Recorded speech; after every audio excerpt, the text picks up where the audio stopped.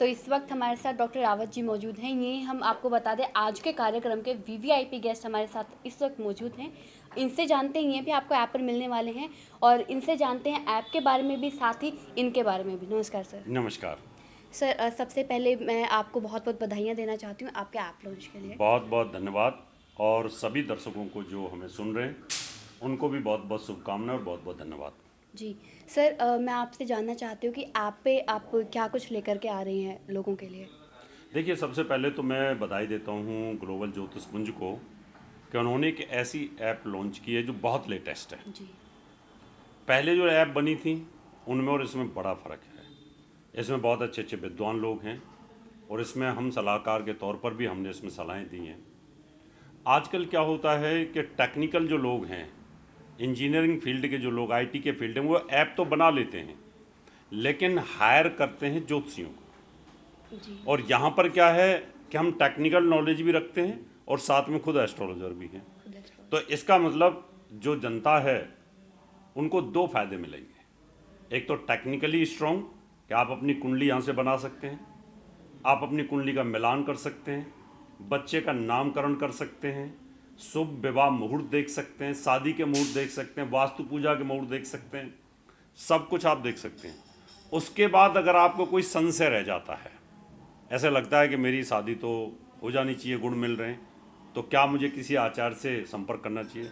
तो जितने भी यहाँ पर आचार्य हैं उन सब का प्रोफाइल होता है, उनकी ग्रेडिंग होती है, उनका लाइफ एक्सपीरियंस होता है कि उन्होंने कितने टीवी चैनलों पर सेवाएं दी हैं, कितने कस्टमर उनसे सेटिस्फाई हुए हैं, वो सारी चीज़ें फिर यहाँ पर आप कंसल्ट भी कर सकते हैं।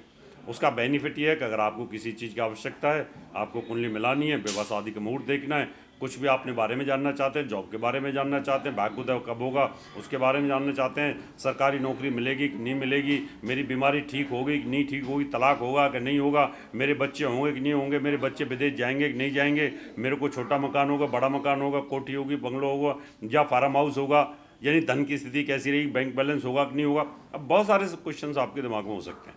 उन सब क्वेश्चनों की जानकारी आपने ऐप से कुंडली को बनवा लिया, तो उसके बाद आप किसी भी अच्छे एस्ट्रोलॉजर से इस ऐप के माध्यम से उसमें कंसल्ट कर सकते हैं और जानकारी प्राप्त कर सकते हैं। जी, बहुत शुक्रिया सर। सर, मैं आपसे ये जानना चाहती हूँ, आपको ज्योतिषी से जुड़े कितना वक्त हो गया है। देखिए, मैं अपने बारे में बता देता हूँ। मैं मैकेनिकल इंजीनियर हूँ, पॉलिटिकल क्षेत्र में था, छात्र राजनीति से जुड़ा रहा। मैंने मेंबर ऑफ पार्लियामेंट 99 में चुनाव लड़ा था। मेरे ज्योतिष विद्यालय हैं, काफ़ी ब्रांचेज हैं। मैं ज्योतिष शुरू से सिखाता हूँ, पढ़ाता हूँ, मेरे पढ़ाने का काम है। मैं किताबें भी लिख चुका हूँ, 15 किताबें मैंने लिखी हैं। ज्योतिष सिखाना टीवी चैनल के इतिहास में मैं पहला व्यक्ति था। जब टीवी चैनल शुरू हुए थे तब से मैं टीवी पे ज्योतिष सिखाता हूँ। अभी हर चैनल पर आप मुझे देख सकते हैं, धर्मगुरु डॉक्टर एच.एस. रावत। मैं टीवी डिबेट में आता हूँ, हिंदू धर्म का पक्ष रखता हूँ। तो मुझे ज्योतिष सिखाते सिखाते 35 साल हो गए। मैं 35 साल से ज्योतिष सिखा रहा हूँ। 35 साल से आप जी। सिखा रहे हैं। सर, ज्योतिष पुंज से कब से जुड़े हैं आप। ज्योतिष पुंज से मुझे लगता है 5-6 साल हो गए, क्योंकि ज्योतिष पुंज तब से शुरू हुई है, तब से मैं इनके साथ जुड़ा हुआ हूँ। तो अप्रोक्सीमेट इतना टाइम हो गया। सर, जैसा आपने हमें बताया कि आप मैकेनिकल इंजीनियरिंग फील्ड से आप हैं और आप ज्योतिषी सिखा भी रही हैं और आपने 35 साल से ज्योतिष में काम भी कर रहे हैं। तो एक भ्रम होता है लोगों में, स्पेशली युवा पीढ़ी में, कि उन लोगों को लगता है कि ज्योतिषी कुछ नहीं है। और स्पेशली आप भी इंजीनियरिंग फील्ड से ज्योतिष में आए हैं, तो आप उन लोगों के लिए क्या कहना चाहते हैं और ज्योतिषी के बारे में आप क्या कहना चाहेंगे। मैं सभी उन लोगों से कहना चाहता हूँ जो इसमें भ्रम में रहते हैं। ग्रहाधीनम जगत सर्वम, ग्रहाधीनम नरावरा, काल ज्ञानम ग्रहाधीनम, ग्रहा कर्म फल प्रदा। इसका मतलब ये होता है, ग्रहाधीनम जगत सर्वम, ये पूरा जगत ग्रहों के अधीन है, ग्रहों से पूरा जगत बना है। और इस जगत के अंदर जो नर और जानवर, पशु पक्षी, सब वो ग्रहों से बनते हैं।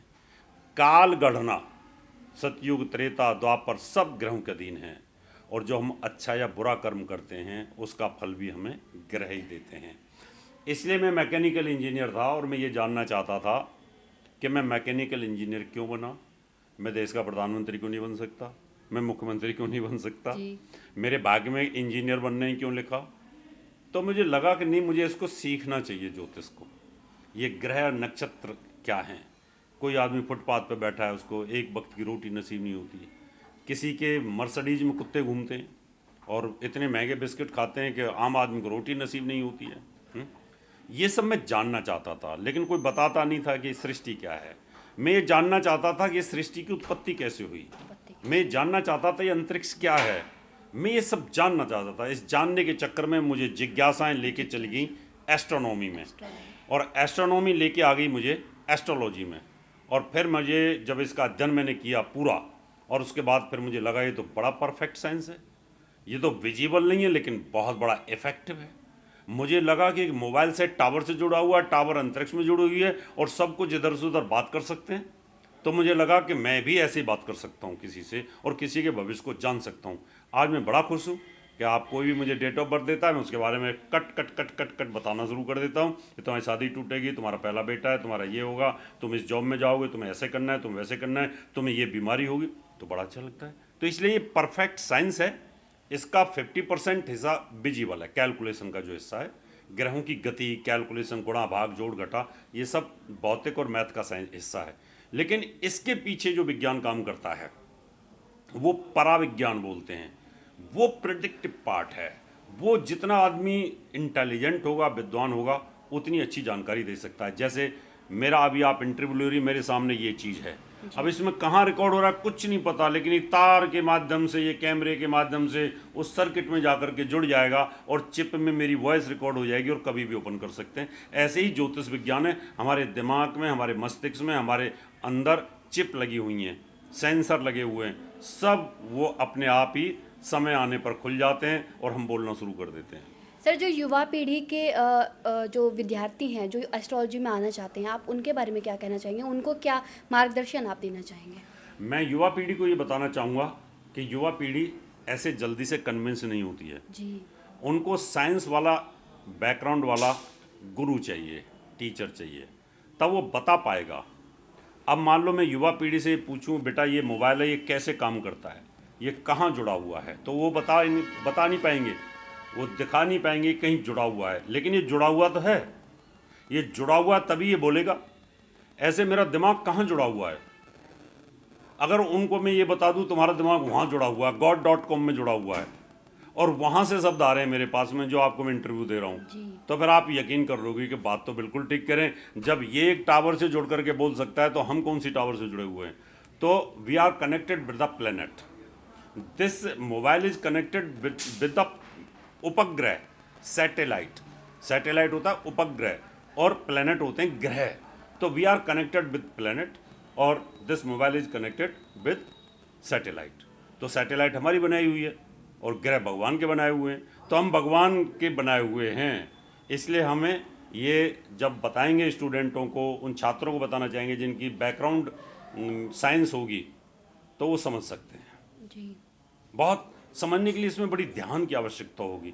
जैसे हम ग्रेविटी फोर्स है, वो दिखाई तो देता नहीं लेकिन कैलकुलेशन होती है उसकी। कैलकुलेशन होता है। एयर प्रेशर है, दिखाई तो देता नहीं लेकिन कैलकुलेशन होती है।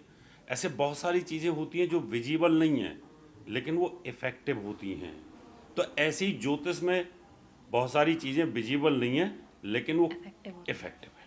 जी, बहुत बहुत धन्यवाद सर आपका। आपने बेशकीमती समय में से हमारे लिए समय निकाला और हमें, साथ ही युवा पीढ़ी को भी आपने इतने मार्गदर्शन दिया कि किस तरीके से वो एस्ट्रोलॉजी में आ सकते हैं, किस तरीके से आप लोगों की समस्याओं का समाधान करते हैं। तो बहुत बहुत धन्यवाद आपका। Thank you.